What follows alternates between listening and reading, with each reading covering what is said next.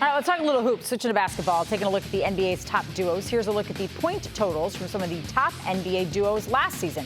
Kevin Durant, Kyrie Irving leading the way, combining for over 57 points per game.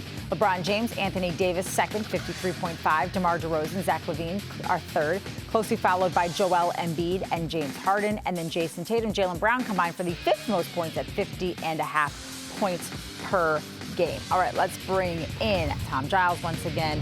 We also have Chris Mannix with us as well. Mannix, we're just going to throw your list up because we're talking top NBA duos, and I am very curious to see who is on your list, who tops your list, but more important, do Jayson Tatum and Jaylen Brown make Chris Mannix's top 5 NBA duos list? Do they?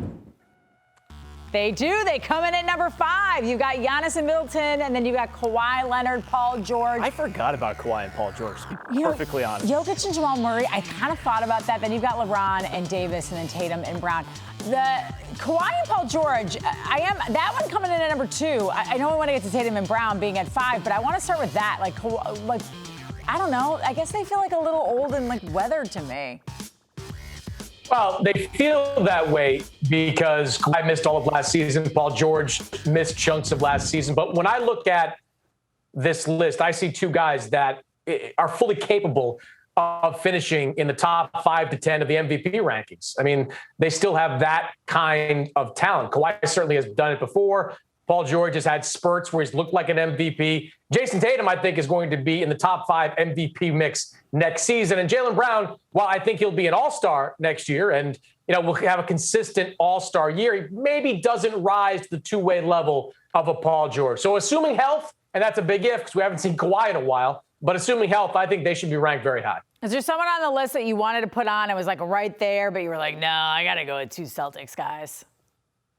I mean, there's a lot of good duos there. Embiid and Harden are up there. Embiid's a beast. I just don't know what we're going to get from James Harden moving forward. I mean, is he going to be a prolific scorer in his first full season in Philadelphia, or is he going to be a shadow of himself? You can look at Karl Towns and Anthony Edwards in Minnesota. Those are 2 really, really good offensive players. They're going to form a great duo.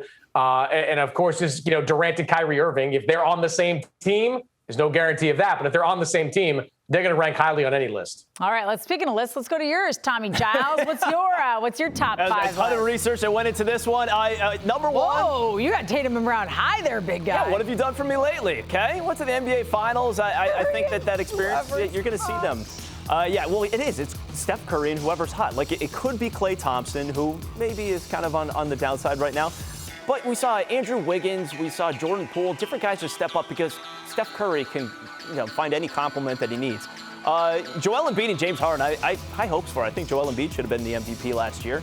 And James Harden, I've never been a huge James Harden fan. Kind of feels like something's turning, though, and it's scary. He's taking a contract that's going to help Philadelphia. And I laugh at these headlines when they put them out there, but James Harden says that he wants to compete for an NBA championship. And I laugh because, what are you doing if you're not competing for an NBA championship? If that's not what you want, then what is it? So, and Giannis and Middleton, I think, are on there. But why aren't they higher? Does Giannis and Middleton. To me, I know what have you done for me lately, and Chris Middleton was hurt, but we know what they can do. And I think what they can do together is better, at least has been better than what Jayson Tatum and Jaylen Brown have been able to do. Could be.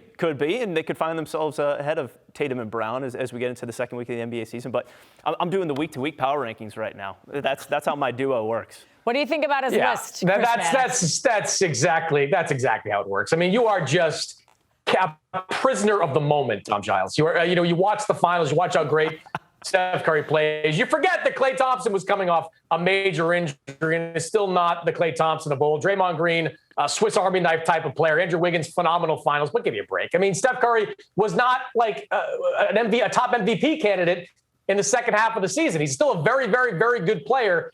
Is he the best player in the NBA right now? No. And I think if he's not that, you can't put him and whoever at the top of your list. So I'm just going to say that Tom Giles is disrespecting Jaylen Brown there. Steph Curry was hurt for most of the second half of the season. And I think about that time, people were talking about how he was sort of a secret MVP candidate. So how can you be like, Kawhi was hurt, but he's number 2 on my list, but Steph Curry's injury doesn't matter? Trenni, Steph Curry was the front runner for MVP until around Christmas. Then he tailed off a little bit, right around the time that Draymond Green went out with his injury. Then he did get hurt in that game against Boston, missed the final, 14 games of the regular season. But it wasn't like he was the MVP and the injury derailed that process. Look, they still belong in the top 5 to 7 of the top duos in the NBA. But Steph and anybody is ridiculous. It's more likely Giannis and anybody that should make that number one slot. I guess what I'm trying to do there is stress the fact that Steph Curry showed us that he is still the best player on the biggest stage. And he was in the NBA Finals. I mean, Jayson Tatum, Jaylen Brown had their chance. Steph Curry decided when he wanted to take over a game, and he did, and he willed the Golden State Warriors to the championship. All right, here's my list. I have Giannis and Chris Middleton, number 1, followed by Curry and Thompson. That Milwaukee bias again. Shut up. I chose a player. LeBron and Anthony Davis. This one was hard for me because I was like, they look great when they're together, but I don't know if they play together. And then I actually put Tatum and Brown 4th, and I put Durant and Kyrie. So I struggled with even putting LeBron and Anthony Davis and Durant and Kyrie on this list because you don't know what you're going to get. I do wonder, Chris, are we even going to see Durant and Kyrie play together? Or by default, are they going to play together? And if they do, will they play well together? Look, there's been, in the last week or so, no traction on any deals for Kevin Durant and Kyrie Irving. And that offer sheet that DeAndre Ayton signed that the Suns matched, that effectively took Phoenix out of play for the foreseeable future because they cannot use now DeAndre Ayton as the trade chip that they would have liked. And without him, you're talking about a package set of Caleb Bridges. That's just not going to get it done. The teams that have talked to the Nets about Kevin Durant, they have found the asking price to understandably be overwhelming. And right now, as we sit here in late July, there just isn't a team ready to match that kind of offer. So the way I see the next few weeks going, I think the dust is going to for a few weeks to a month. And then we get into later August. I think we're going to see teams start to revisit things with the Nets and see where they stand and see if the asking price remains as high.